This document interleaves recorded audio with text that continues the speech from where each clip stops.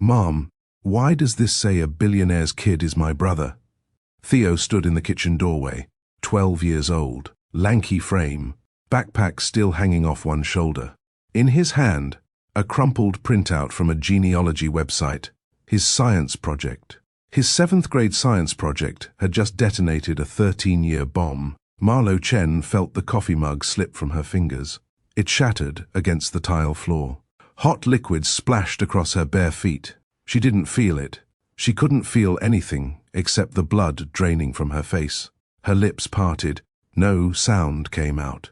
Theo's eyes searched hers, confused, waiting, trusting his mother to explain this away, to make it make sense. But Marlo had no words, because there was no explanation that wouldn't destroy everything. 13 years of running, 13 years of building a new identity in a small coastal town 3,000 miles from Cleveland. 13 years of convincing herself that what she'd done was protection, not deception. All of it collapsing in a single moment. Her son had found his father, and his father was Julian Aldrich, heir to the Aldrich financial empire, face of magazine covers, net worth measured in billions with a B. The man she'd loved with reckless abandon at 24. The man whose mother had handed her a check for $500,000 and told her to disappear, or face consequences she couldn't imagine. The man who never knew his firstborn son existed. Marlo stared at Theo, at Julian's jawline on her boy's face, at those unmistakable grey-green eyes she'd fallen in love with years ago. The walls she'd built were crumbling, and she had no idea how to stop them. Have you ever kept a secret so long it became part of your identity, so woven into who you are that you forgot where the lie ended and the truth began? Marlo had. For 13 years, she'd worn her secret like a second skin. She'd built an entire life around it. Told everyone Theo's father died before he was born. A car accident. Quick, clean, no follow-up questions. She'd repeated that lie so many times it almost felt true. Almost. Have you ever run from something, or someone, because the truth felt more dangerous than the lie? Because facing reality meant facing consequences you weren't ready for? Marlo had run, not from Julian, from his world, from his mother, from the cold, calculated woman who'd sat across from her in that penthouse office and laid out exactly what would happen if Marlo didn't take the money and vanish. "You're a distraction," Victoria Aldrich had said. "A temporary amusement my son will forget within 6 months. But a child complicates things. A child creates claims, legal entanglements, scandal." Victoria had slid the check across the mahogany desk. "This is generous, far more than you deserve. Take it. Leave Cleveland tonight. Never contact my son again, or I will destroy you in ways you cannot comprehend." Marlo was 24, pregnant, terrified, working as a junior nurse, making $40,000 a year. She took the money, and she ran. What would you do if your child uncovered the one thing you swore they'd never find? The one secret you buried so deep you thought it would never see daylight? This is a story about collision, about worlds that were never supposed to meet crashing into each other with devastating force. On one side stands Marlo Chen, single mother, small-town school nurse, a woman who sacrificed everything, her dreams, her identity, her chance at love, to protect her son from a world that didn't want him. On the other side stands Julian Aldrich, 40 years old now, CEO of Aldrich Financial since his father's death 4 years ago. A man the business magazines call brilliant but haunted. 3 failed engagements, no children, at least none he knew about.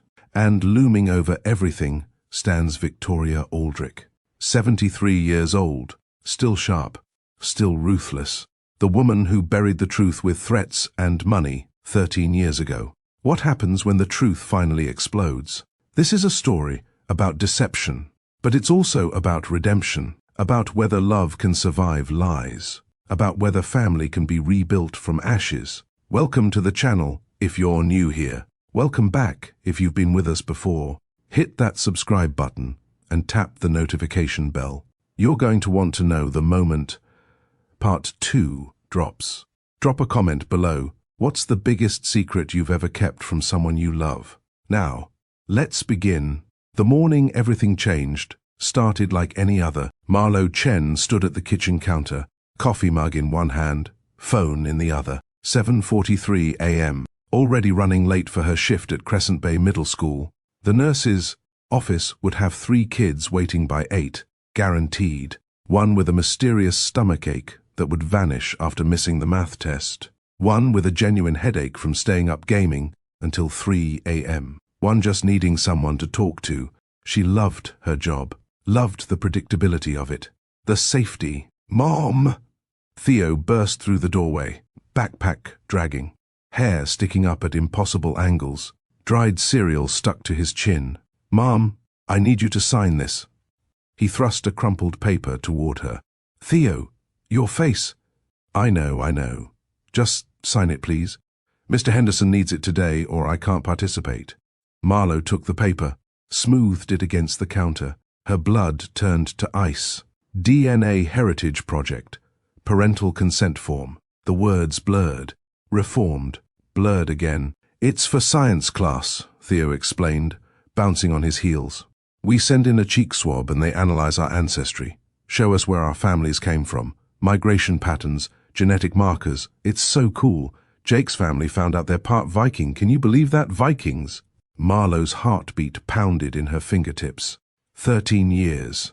13 years of careful construction, of calculated distance, of protective lies, all of it threatened by a 7th grade science project. Everyone's doing it?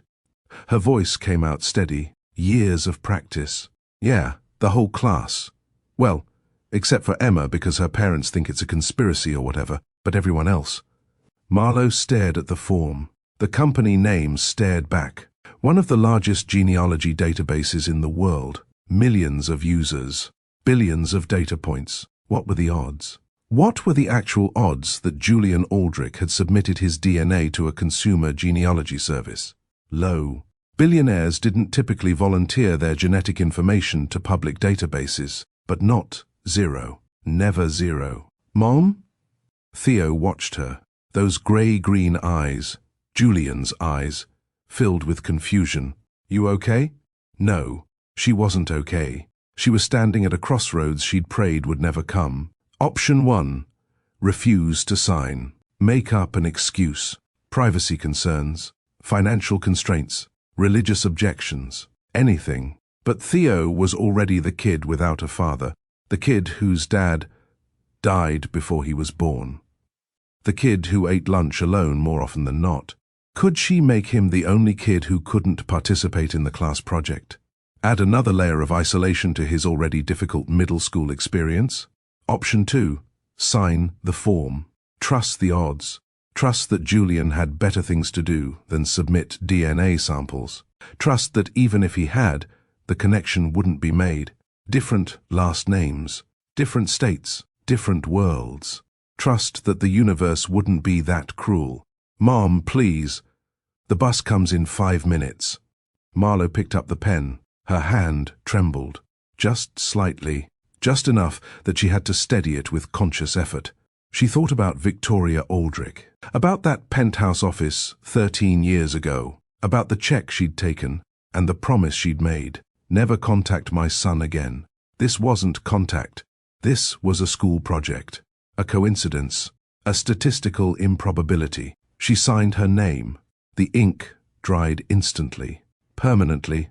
Irrevocably. Yes! Theo snatched the paper. Thanks, Mom. You're the best. He kissed her cheek, a rare gesture lately, and thundered toward the door. Theo, your face. I'll wash it at school. The door slammed. Silence filled the kitchen. Marlo stood there, coffee growing cold. Phone forgotten. What had she done? I signed it because I told myself the odds were in my favor. Millions of people in those databases. Hundreds of millions of combinations. What were the chances that a billionaire would use a consumer DNA service? What were the chances that even if he did, the algorithm would flag a connection? What were the chances that anyone would notice or care? I told myself these things as I stood in my kitchen. I told myself these things as I drove to work. I told myself these things for exactly 19 days, until Theo came home with that printout, until my carefully constructed world shattered like the coffee mug on my kitchen floor. The answer about those odds? They didn't matter when fate had already decided. 13 years before that permission slip, Marlo Chen was going to be a doctor, not hoping, not dreaming, going to be. Second year of medical school at Case Western Reserve, top 8% of her class. Every exam, every clinical rotation, every sleepless night in the library, all of it was fuel for the engine driving her forward. You need to understand where Marlo came from to understand what she gave up. Youngstown, Ohio. The kind of poverty that isn't dramatic, just grinding, relentless, grey. Her father left when she was 7, didn't even slam the door, just left, never came back. Her mother cleaned hotel rooms, 14-hour shifts, 6 days a week, came home with swollen hands and a back that eventually gave out completely when Marlo was 17. "You're getting out," her mother would say, watching Marlo study at their kitchen table. "You're getting out of here." Every A on every test was a rung on a ladder. Every scholarship, every award, every acceptance letter, rungs leading up and away from that zip code. Medical school at Case Western Reserve. Full academic scholarship, but full didn't mean everything. Books, equipment, living expenses. The scholarship covered tuition, not life. So Marlo worked. Private nursing agency. Flexible hours. Premium pay for premium clients. 24 years old. Exhausted. Brilliant. Unstoppable. Until the assignment that changed everything. Lakefront Estate in Bratenahl, the agency coordinator said. Post-operative care, car accident recovery, the patient is particular. Particular how? He's refused 3 nurses already. The family is paying triple our usual rate if someone can stick it out. Triple rate meant 3 months of rent in 2 weeks of work. I'll take it. The coordinator slid a file across the desk. The name on the tab made Marlo's eyebrows rise. Julian Aldrich. Everyone knew that name. Aldrich Financial. The Forbes covers. The business journals. Built a $14 billion empire from a 9-figure inheritance. Aggressive. Brilliant. Ruthless. The man in the magazines wore $10,000 suits. Sat in boardrooms. Owned half of downtown Cleveland's commercial real estate. The man Marlo met couldn't sit up without help. First time she saw him, master bedroom of the lake house. 15-foot ceilings, wall of windows overlooking Lake Erie. And in the center of that massive bed, a broken man. Not broken like his 3 fractured ribs. 4 torn ligaments. Concussion that had kept him unconscious for 36 hours. Broken in a different way. "You're the new one," he said. Not a question. "Marlo Chen, I'll be managing your care." Marlo, he tested the name. That's not common. Neither is Julian. Something shifted in his grey-green eyes. Not quite a smile, but close. "Fair enough, Marlo. How long are you here for?" "As long as your recovery takes." "Then I hope I heal slowly." He was testing her. She knew it. The kind of comment designed to establish dynamic, to see if she'd flirt back or shut down. She did neither. Healing slowly increases risk of secondary complications. Pneumonia, blood clots, muscle atrophy. But if you want to spend extra weeks in pain, that's your choice. He actually laughed, then winced. The ribs. "You're different from the others." "The others who lasted less than 48 hours? I should hope so." "Why did you take this job?" "Money." "Honest." "Practical. You need care. I need to pay rent. This doesn't have to be complicated." But it would be, God help her, it would be, because Julian Aldrich wasn't what the magazines showed. The arrogance was there, yes. The intelligence, the sharp edges. But underneath was a man who'd held his father's hand while he died, who'd performed CPR for 11 minutes, feeling ribs crack under his palms, knowing it was futile but unable to stop. Underneath was someone who hadn't had a real conversation in months, maybe years, who had associates, not friends, who had a mother who called once a week to discuss stock portfolios, never to ask how he felt. Underneath was loneliness so profound it had its own gravitational pull. And Marlowe, exhausted, driven, lonely in her own way, felt herself getting pulled in. She should have maintained professional distance, should have kept the boundaries clear, should have remembered that she was there to heal him and leave. Should have, didn't, because 2 weeks into the assignment, something fundamental shifted, and neither of them could stop what came next. The recovery stretched from weeks into months. The attraction grew from spark to flame. And Marlowe Chen, who'd planned every step of her life since age 7, was about to discover that some things can't be planned. Some things just happen. And then they change everything. The first 2 weeks were exactly what they should have been. Professional, efficient, bounded.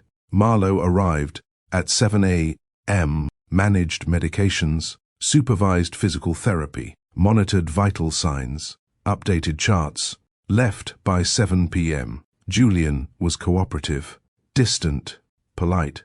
They existed in the same space without really existing together, until the night he couldn't sleep. 2:17 a.m. Marlowe was in the guest room, studying for her pharmacology exam. She heard movement from the master suite, checked the monitor. Julian was sitting up, struggling with something.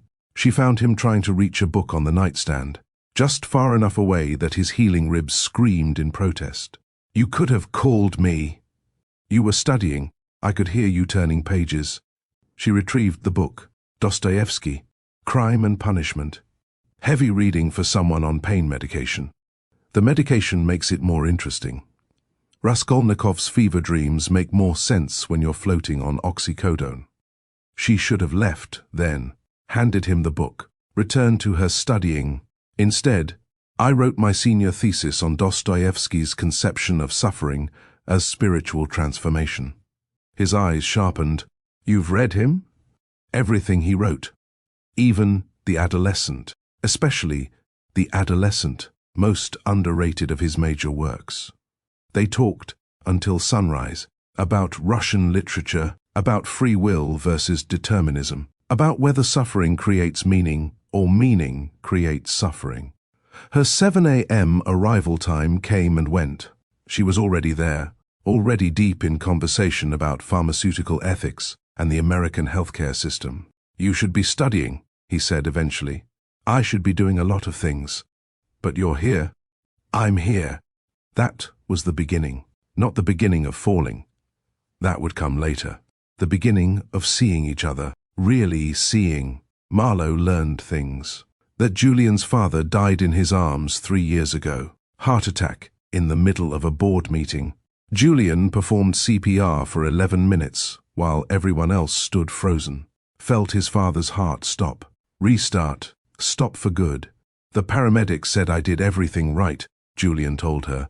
"Textbook compressions, perfect rhythm, everything right, and he still died. That's not your fault. I know that intellectually, but knowing and feeling are different countries." "Yes," Marlowe said, "they are." She told him about her mother, the back injury, the disability claim that got denied 3 times before finally being approved. The way poverty isn't just about money, it's about the exhaustion of constantly calculating whether you can afford to exist. "Is that why you're becoming a doctor? Financial security?" "Partly, but mostly because I'm good at it, because I can help people, because it means something." Most people would say building a $14 billion company means something. Does it? To you? He was quiet for a long moment. "No, it means I'm good at moving money around, at buying things and selling them for more than I bought them for. It means I didn't squander what my father built. But meaning? No." They started eating dinner together. Julian could barely cook. A man who'd had private chefs since childhood. Marlowe wasn't much better. A woman who lived on coffee and whatever the hospital cafeteria served. But they tried burned pasta. Undercooked chicken they had to throw away. Soup that somehow turned into paste. They laughed. God, they laughed. And laughing hurt his ribs. But he didn't care. 3 weeks in, they were sitting on the terrace, Lake Erie stretched out black under a moonless sky.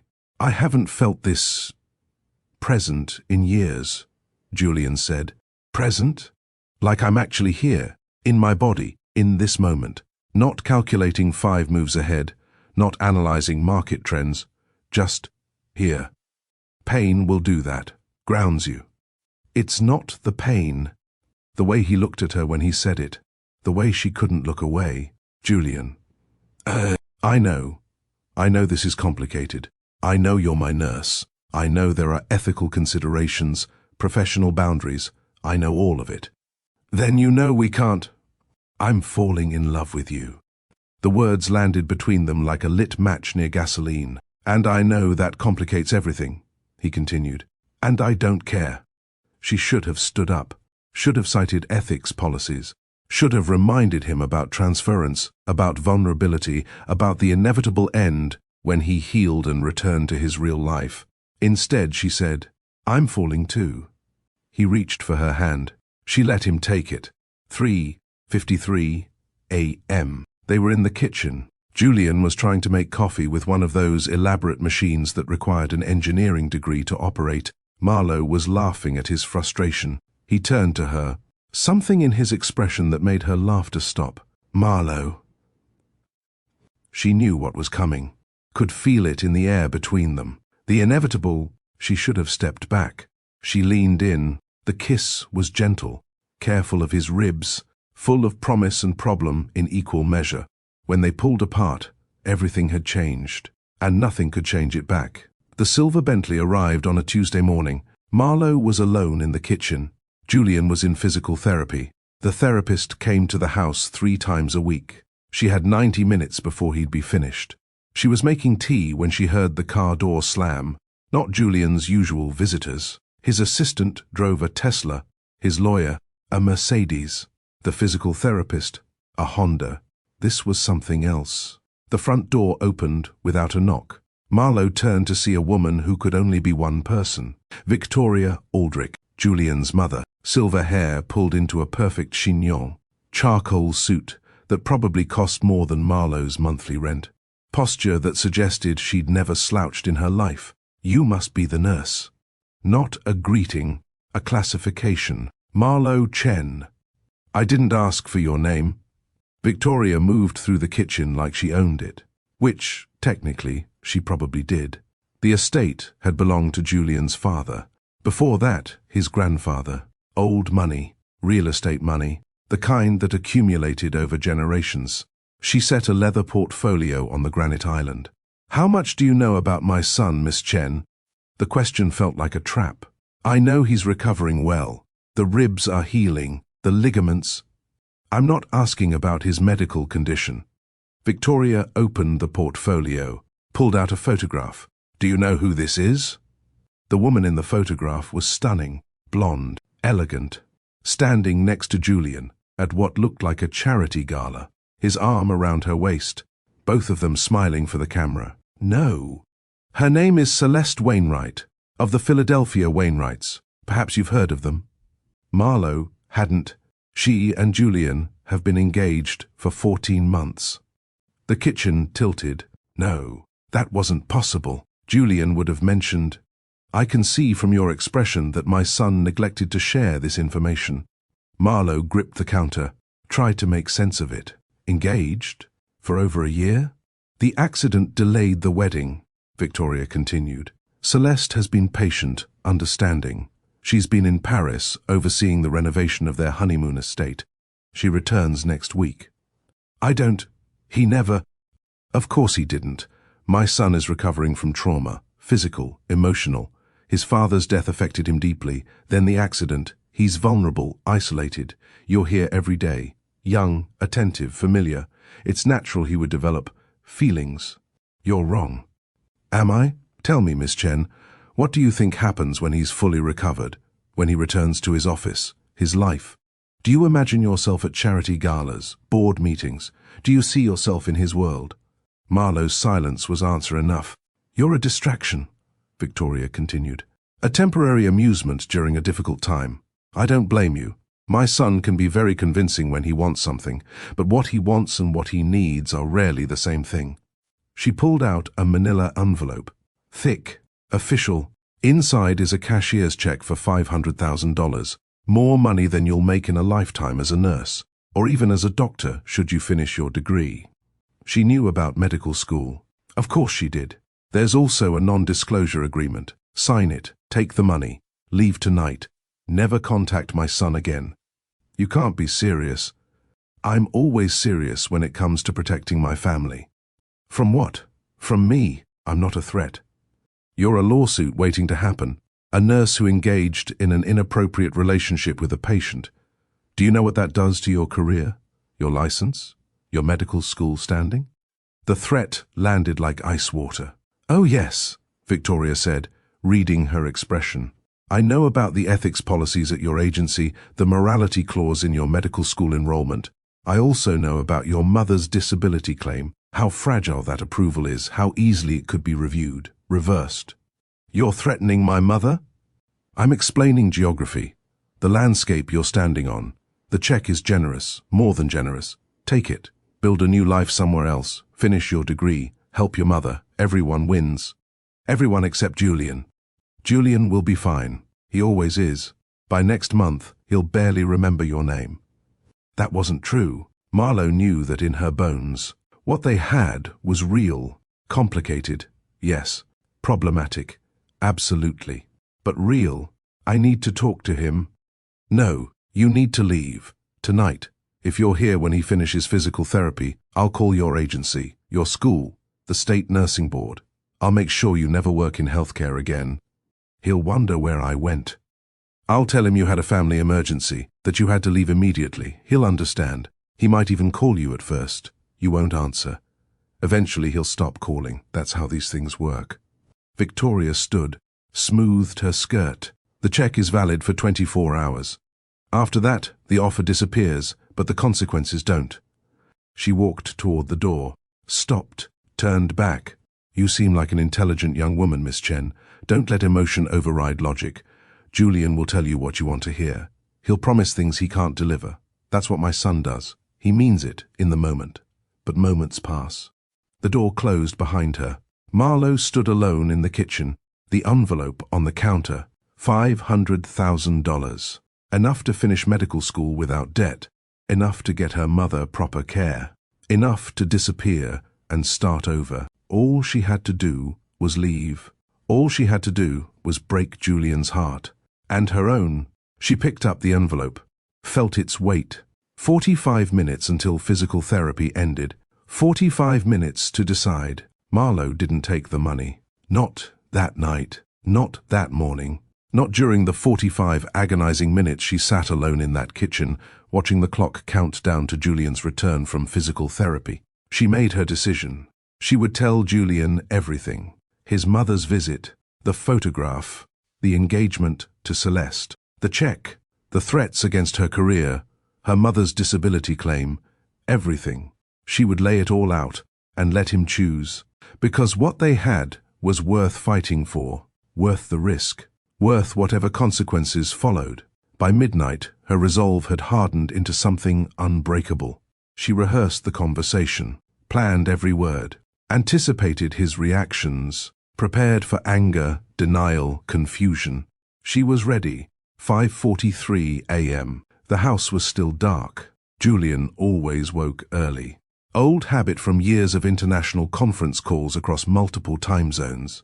His study was at the end of the hallway, and most mornings she could hear him moving around in there before sunrise. She walked down the corridor.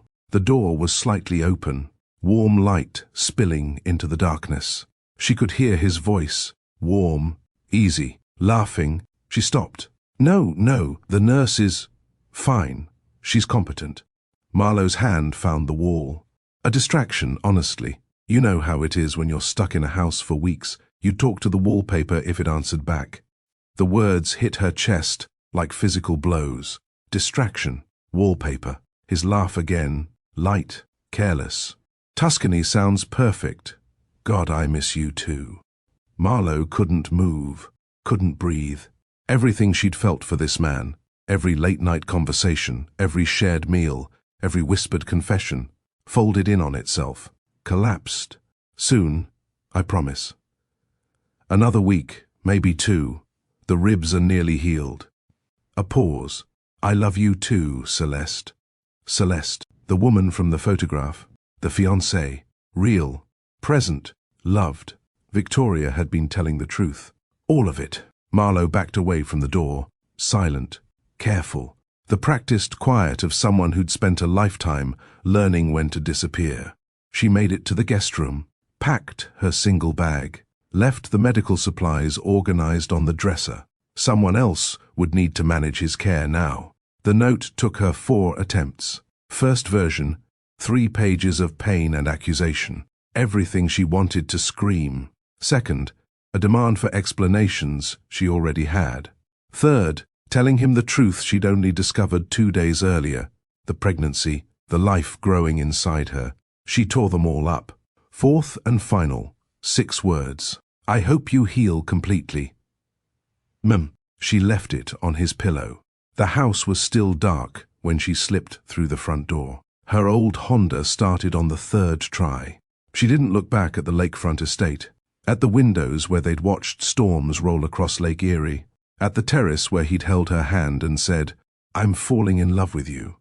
She drove, Interstate 71 South, toward Youngstown, toward her apartment, toward whatever came next. 20 miles out, she had to pull over. The tears came so hard and fast she couldn't see the road. She sat on the shoulder, hazards blinking, sobbing so violently her whole body shook. Cars rushed past. The sun came up. Life continued whether she wanted it to or not. An hour later, she could drive again. What Marlowe didn't know, what she wouldn't learn for 13 years, was that the phone call was a performance. Victoria Aldrich had planned every detail. While Julian slept, she'd placed his phone on his desk, called her own phone from his line, had a one-sided conversation designed to sound exactly like a man talking to his fiancée. Casual, warm, dismissive of the nurse. Every word calculated to destroy Marlowe's trust. Every laugh timed to maximum cruelty. The call log would show Celeste's name. Victoria had made sure of that too. And Celeste, she was indeed in Paris, but not renovating a honeymoon estate. She was there with her new boyfriend, having ended the engagement 6 months earlier when Julian kept postponing the wedding date, when he kept saying he wasn't ready, when she finally accepted that his heart wasn't in it and probably never had been. Julian Aldrich never called Marlowe a distraction, never mentioned Tuscany, never laughed with Celeste that morning. He woke at 7:15 to an empty house. Medical supplies neat on the dresser, the 6-word note on his pillow. He called her phone 43 times that day. She never answered. He drove to her apartment in Youngstown, ribs screaming against medical advice. The landlord said she'd moved out overnight. No forwarding address. He called the nursing agency, privacy policies. They couldn't share employee information. He hired an investigator, then another, then a third. Marlowe Chen had vanished, like she'd never existed, except for the silence she left behind. A silence so complete it felt like grief. First his father 3 years ago. Now this, another person he loved, gone without explanation, without goodbye, without even the mercy of understanding why. He kept the note. 6 words in her careful handwriting. I hope you heal completely. He never did. Not completely. 11 days after leaving the lakefront house, Marlowe sat on her bathroom floor in Youngstown, staring at 2 pink lines on a pregnancy test. She already suspected the nausea, the exhaustion that went beyond sleeplessness, the tenderness she couldn't explain away. She'd bought the test knowing what it would confirm. Pregnant, 24 years old, single, heartbroken, carrying the child of a man who'd called her wallpaper while laughing with his fiancée on the phone. Or so she believed. The calculus was impossible. Keep the baby or keep the dream. She couldn't have both, not without a partner, not without family support. Her mother's back had deteriorated to the point where she needed help herself. Not with the brutal demands of medical residency that would eat 60 to 100 hours every week. She sat on that cold bathroom floor for 2 hours, running numbers, examining options, trying to find a path that preserved everything. There wasn't one. She dropped out of medical school, let that land. This woman who'd clawed her way out of Youngstown poverty, who'd been top 8% of her class, who was 3 years away from the letters MD after her name, who'd spent every waking moment since childhood building a ladder out of the life she'd been born into. She let go of the ladder. Because the life inside her mattered more, she cashed Victoria's check, used part of it to cover her mother's medical expenses, put the rest into savings, found a small apartment in Columbus, far enough from Cleveland that she wouldn't accidentally run into anyone connected to the Aldrich family, close enough to Youngstown to visit her mother on weekends, got a job as a school nurse, the ghost of the career she'd wanted, following her through hallways that smelled like floor wax and hand sanitizer. When Theodore was born, she named him Theodore, gift of God, because that's exactly what he was. She held him in the hospital room and made promises.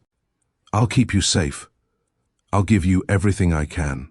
You will never wonder if you're loved. Theo grew into the kind of child who made the world gentler.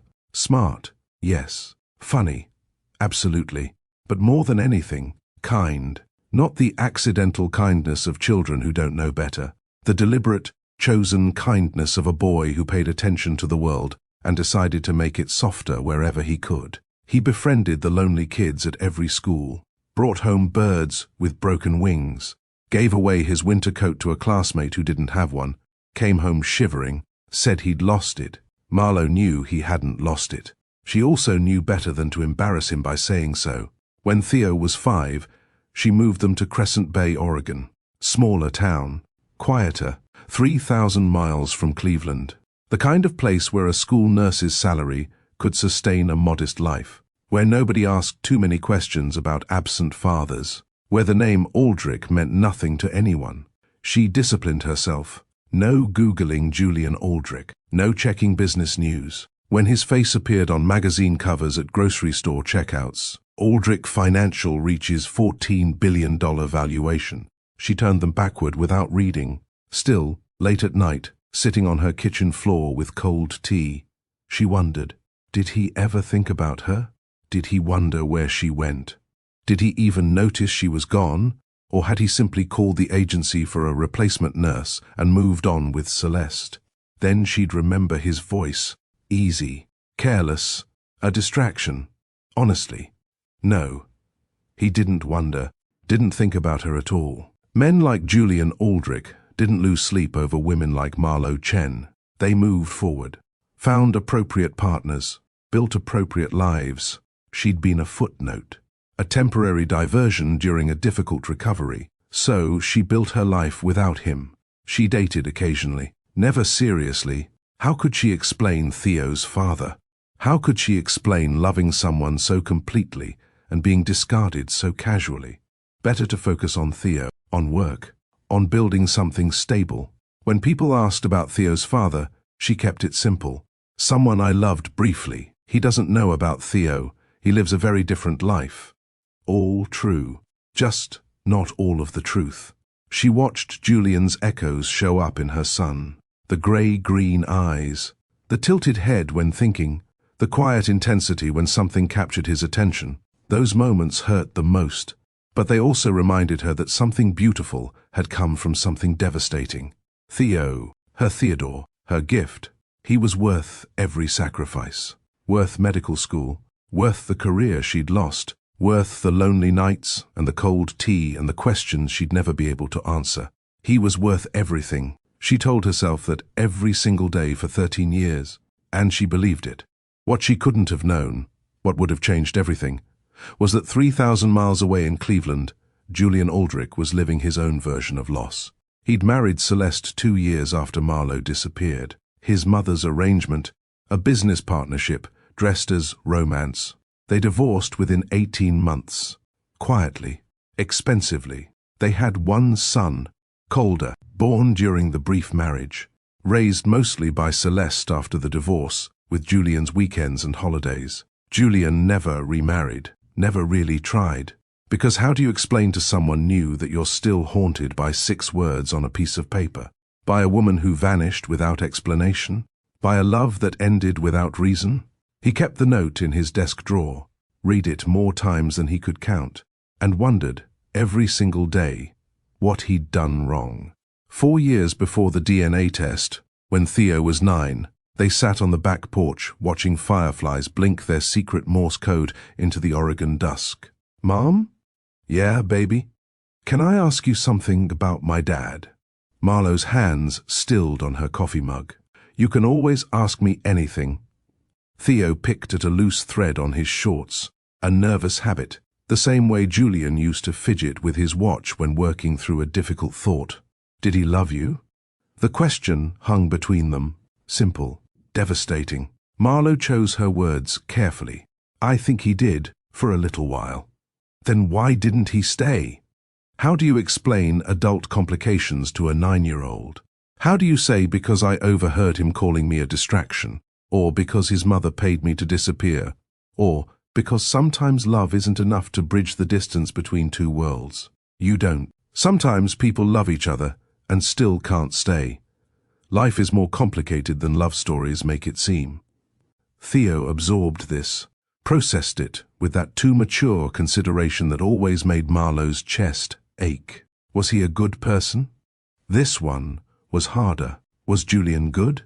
He'd been kind to her, gentle, made her laugh in ways nobody else ever had, held her like she was the most important thing in his world, then dismissed her as wallpaper while she stood outside his door. He was a good person in a hard situation. Would he have wanted me, if he'd known?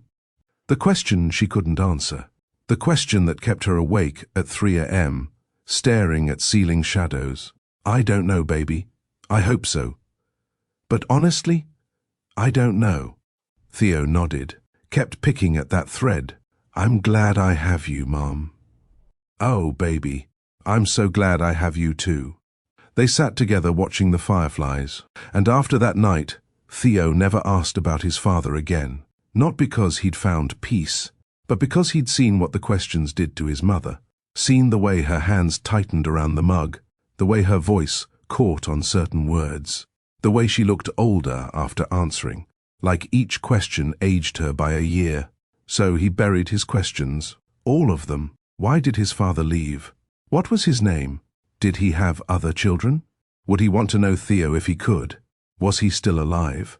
Questions that lived in Theo's chest like stones, heavy, present, carried every day without complaint. This was who he was, someone who'd rather hold his own pain than hand it to someone else. Someone who'd learned early that love sometimes meant not asking for what you needed. He'd inherited that from Marlowe, the instinct to protect others from your own hurt, to smile when you're struggling, to say, "I'm fine" when you're anything but.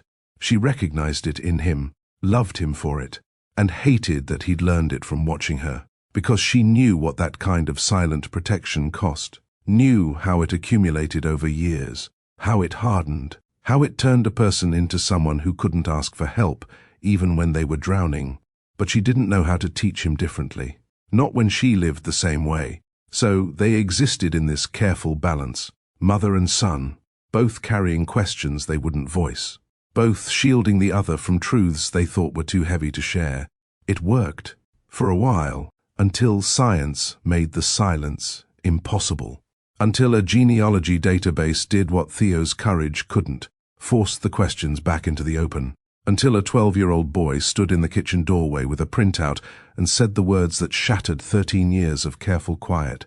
"Mom, why does this say a billionaire's kid is my brother?" The questions he'd buried at 9 came flooding back at 12, heavier now, sharper, backed by evidence instead of curiosity. And this time, they demanded answers, real answers, not the careful, curated half-truths Marlowe had been offering since he was old enough to ask. That was the kind of boy Theo was, the kind who stopped asking to protect his mother, the kind who waited 4 years in patient silence, the kind who deserved the truth, all of it, even the parts that would hurt, especially those. Theo sat in the school library, 5th period, laptop open to his email. The ancestry results had arrived that morning. He'd been waiting 19 days, checking every morning before school, refreshing the page between classes, the anticipation of a kid who'd never known half his own story, about to get answers from science that his mother couldn't give him. The ancestry breakdown loaded first. He scrolled through percentages and geographic projections.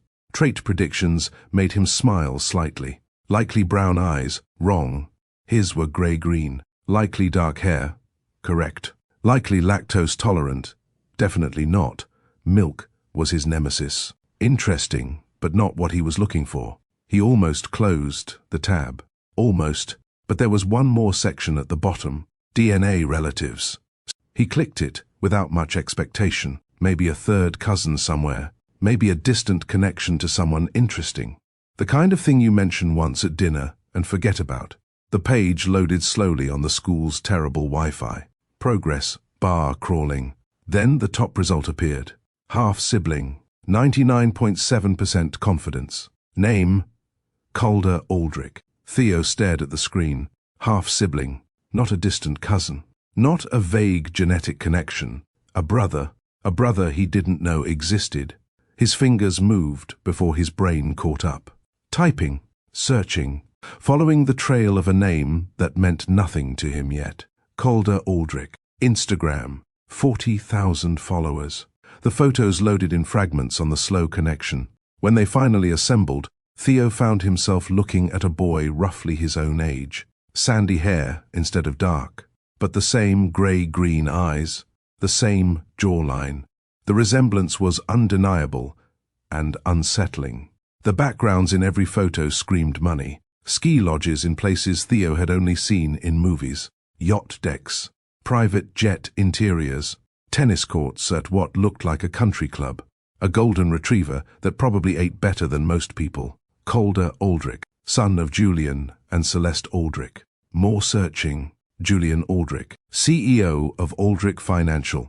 Net worth estimated at $14 billion. Billion. With a B. The photos of Julian loaded next. A man in his early 40s. Dark hair going silver at the temples. Grey-green eyes set in a face that was unmistakably, devastatingly familiar. Because Theo saw that face every morning in the bathroom mirror. His father, this was his father.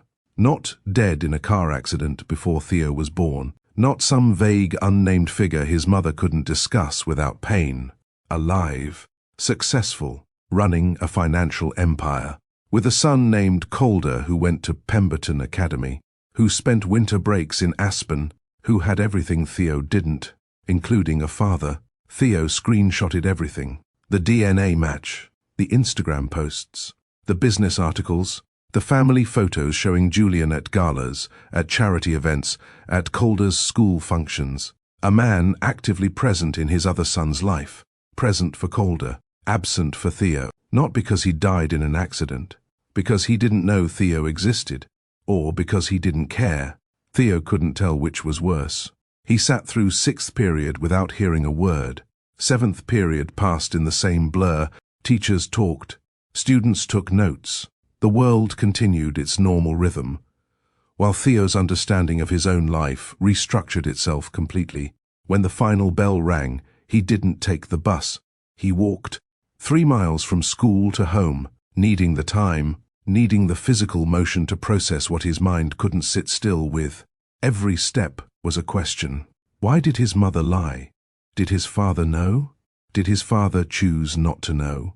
Was the car accident story a complete fabrication? What else wasn't true? By the time he reached home, he'd formed the question 17 different ways. Direct, indirect, accusatory, gentle. He discarded them all. Marlo was in the kitchen, chopping onions for dinner. NPR playing softly from her phone. The ordinary rhythm of their ordinary life. A life that was about to become anything but. She looked up when he appeared in the doorway. Smiled, the automatic smile of a mother happy to see her child home safe. Then she saw his expression. Theo, what's wrong? He stood there, backpack still on one shoulder, holding the printouts he'd made in the library printer after school. His voice came out different, older than it had been that morning. Controlled, like he was holding something volatile and trying not to jostle it. It says, I have a half-brother. He placed the printout on the kitchen table. Carefully, deliberately, Marlo looked down. Calder Aldrich, half-sibling, 99.7% confidence. Every drop of color drained from her face. Mom? Her hands were on the counter, gripping. knuckles white. She was staring at the paper like it was a live grenade. "Mom, please." Her hands did not shake. She'd made that promise to herself years ago. Whatever happened, her hands would not shake in front of her son. But inside, everything was collapsing. Why does this say a billionaire's kid is my brother? She looked up at her son, her Theo, her Theodore, her gift. He was watching her with those grey-green eyes, his father's eyes. And in them she saw not accusation but something that broke her even more completely. Hope. Hope that there was an explanation that made sense. Hope that his father was real and findable. Hope that maybe, possibly, the story she told him all his life was missing crucial pieces rather than built on lies. And Marlowe knew she could lie again, fabricate something, buy herself more time. Or she could finally, after 13 years, tell her son the truth. Can I ask you something? If you're feeling this story, if Marlowe's sacrifice is hitting you, if Theo's quiet strength is breaking your heart, do me a favor. Hit that like button. Share this with someone who needs to hear a story about a mother who gave up everything for her child. The comments you've been leaving are incredible. Some of you are Marlowe, carrying secrets you think are protecting someone. Some of you are Theo, knowing there's more to the story but afraid to push. Stick with me, because what comes next is the moment. 13 years of silence finally ends. Marlowe's about to tell Theo everything, and when Soren Aldrich finds out he has another son, everything changes. Subscribe if you haven't. Hit the bell. The silence between them stretched like a wire pulled to its breaking point. Marlowe stood at the counter, knife abandoned, onion half chopped, NPR still murmuring about something neither of them could hear anymore. The ordinary world continuing, while everything that mattered fell apart. Theo waited, patient. Those eyes, Julian's eyes, never leaving her face. "Mom, just tell me the truth." She turned off the radio, set down the knife, walked around the counter, and sat across from him at the kitchen table. The table where they'd eaten thousands of meals, where he'd done homework, where they'd laughed over terrible cooking and shared quiet evenings. The table where their small, safe life was about to end. "I'm not a kid anymore," Theo said. "I can handle it." Could he? Could anyone handle learning that the foundation of their entire life was fiction? But looking at him, 12 years old, growing so fast, carrying himself with a maturity no child should have to develop, Marlowe realized something she'd been avoiding for 13 years. The story she'd been protecting him from wasn't really about him. It was about her. Her heartbreak, her humiliation, her choice to run rather than fight, her inability to face the possibility that she'd been played by a man she loved. Her fear. It had always been her fear. "Okay," she said quietly.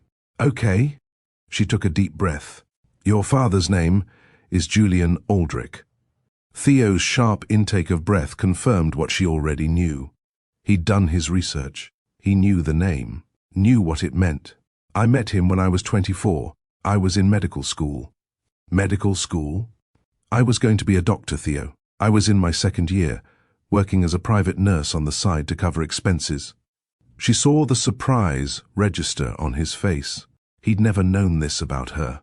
"Your father had been in a serious car accident. He needed home care. The agency sent me to his house, a lakefront estate in Bratenahl, outside Cleveland."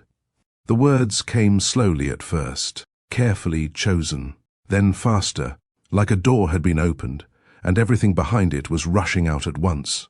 She told him about the weeks of recovery, the late-night conversations, the intellectual connection that neither of them expected, the loneliness they recognized in each other, the gradual, inevitable fall into something real. "We fell in love. Or at least, I believed we did." She told him about Victoria, the silver Bentley arriving without warning, the photograph of Celeste, the 14-month engagement Julian had never mentioned. "His mother offered me $500,000 to disappear. She threatened my nursing license, my medical school enrollment, your grandmother's disability benefits." Theo's jaw tightened. "She threatened Grandma?" "She threatened everything.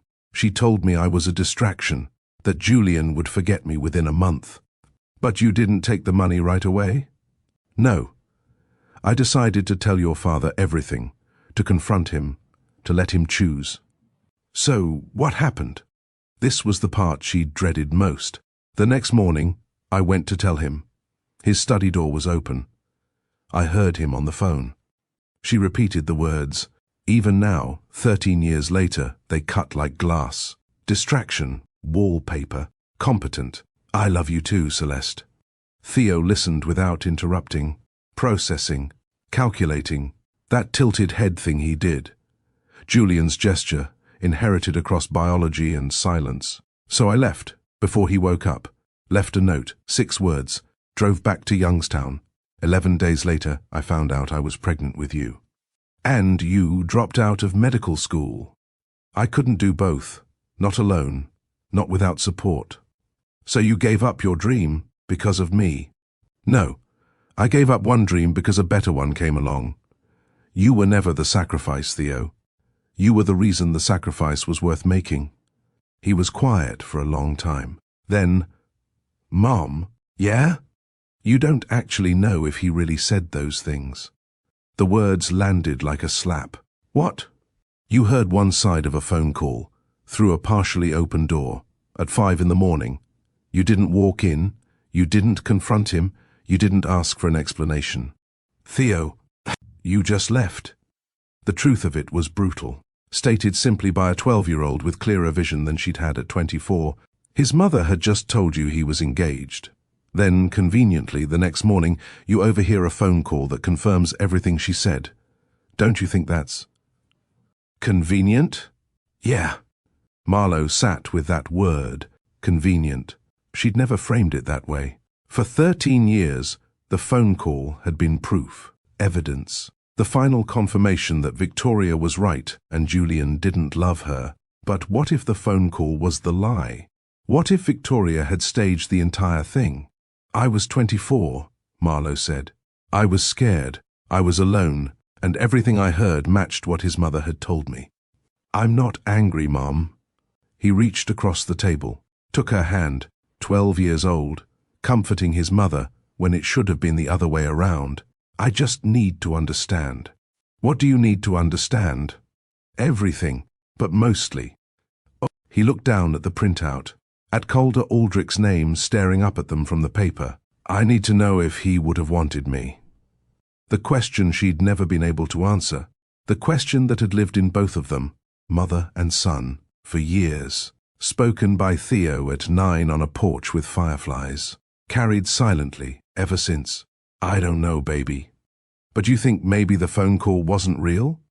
I've started to wonder, looking back with older eyes, your grandmother, Julian's mother, she was capable of extraordinary manipulation. She wanted me gone. She had every resource to make it happen. Capable of faking a phone call? Marlowe thought about Victoria Aldrich, the surgical precision, the calculated cruelty dressed as concern, the woman who'd threatened a disability claim to gain leverage over a 24-year-old nurse. Yes, I think she was. Theo stood, walked to the window, looked out at the October evening settling over Crescent Bay. So, for 13 years, you've been hiding from a man who might not have rejected you, who might not even know I exist. I was protecting you. From what? From having a father? The words stung because they were fair. From that world, from people like Victoria. But that wasn't your choice to make. Not forever. Silence. You're right, Marlowe said. It wasn't. Theo turned from the window. I need to know him, Mom. I need to know if he would have chosen me. Okay. We'll figure out how to reach him, how to tell him, and whatever his response is, we'll face it together. And if he doesn't want anything to do with me, then at least it will be his choice, not mine. So, what do we do now? Theo asked. Now we figure out how to reach Julian Aldrich, and we give him the chance I never did, the chance to know his son. Theo sat back down at the table, something new in his expression. Not fear, not hope, something steadier than both. Resolve, the kind that comes from finally having a direction after years of standing still. How do we even contact someone like that? You can't just call a billionaire. No, but there are ways. His company has a public office. He has attorneys. There are channels. What if his mother intercepts it? What if Victoria? Then we find another way, and another after that. We don't stop until he knows. Theo looked at his mother with something close to surprise. This was a version of Marlowe he hadn't seen before. Determined, fierce. The woman who'd clawed her way out of poverty and through medical school before life knocked her sideways. The woman who'd been hiding for 13 years was done hiding. On the stove, the soup had been burning for the past hour. Neither of them had noticed. The smell filled the kitchen now, acrid and sharp. A small domestic disaster, completely irrelevant compared to what was happening at their kitchen table. Marlowe didn't get up to turn it off. Neither did Theo. They sat there as the daylight faded, the October sky turning from grey to purple to black outside the kitchen window. Two people at the edge of a cliff, deciding together that the only option was to jump. Marlowe let herself think about Julian, really think about him. Not the version she'd constructed over 13 years, the careless man on the phone, the billionaire who'd used her as entertainment during a boring recovery. The real Julian, the man who couldn't sleep because the memory of his father's last heartbeat kept him awake. The man who'd argued about Dostoevsky at 2 in the morning, who'd burned pasta and laughed until his ribs ached, who'd held her hand on the terrace and said, "I'm falling in love with you," with a certainty that felt like gravity. Had any of it been real? Had he searched for her? Had he grieved? She didn't know, but for the first time in 13 years, she was willing to find out. "Mom? Yeah? Every decision you made, even the ones that hurt, even the ones that were wrong, I know you made them because you love me." "Oh, Theo." "I know, Mom. I've always known." They stood, moved toward each other, and for the first time in years, past the age when adolescence makes physical affection awkward, Theo let his mother hold him. They hugged the way they used to when he was small, when the world was simple and she could protect him from everything just by being there. Held on tight. Held on like the past might pull them under, like the future was too uncertain to face without holding on to something solid. "I love you," Marlowe said into his hair. "More than anything in this world." "I love you too, Mom." Outside, October night had fully settled over Crescent Bay. Somewhere in the distance, a train whistle echoed, lonesome but moving, not stuck, heading somewhere. The printout still sat on the table. Calder Aldrich, half-sibling, 99.7% confidence. Tomorrow, they would begin the impossible task of reaching Julian Aldrich, of explaining 13 years of silence, of introducing a man to the son he never knew he had. Tomorrow, they would face whatever came. Rejection, anger, disbelief, or maybe, possibly, something they were both too scared to name. But tonight, they stood together in their small kitchen, in their small house, in their small life that had suddenly become part of something much larger. Running had never been the answer. It had only delayed the reckoning. The only way forward was through the fear, through the silence, through 13 years of accumulated distance, through to whatever waited on the other side. Marlowe thought about her 24-year-old self, scared, pregnant, alone, running from a love that felt too big to be real. She wanted to tell that girl, stay, fight, demand answers, don't let them chase you away. But that girl was gone, and in her place stood a woman who'd raised an extraordinary son, who'd built something meaningful from wreckage, who'd survived, and who was finally, after 13 years, ready to stop running. And that's where we leave Marlowe and Theo tonight, standing at the edge of everything, ready to fight for a truth 13 years in the making. Now I need to hear from you. What do you think is going to happen when Julian Aldrich finds out he has another son?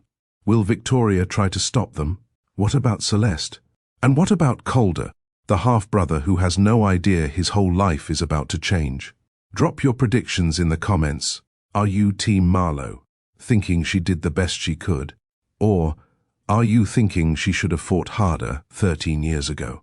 If this story moved you, if you felt something watching Marlowe finally tell her son the truth, hit that subscribe button. Share this with someone who needs it.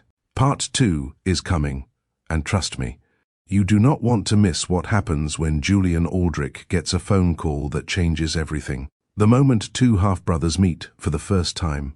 The moment Victoria's 13-year manipulation finally comes to light. Until then, remember, the truth you're afraid to tell might be the only thing that can set you free. Thank you for being here. Thank you for caring about these characters as much as I do. I'll see you in the next one.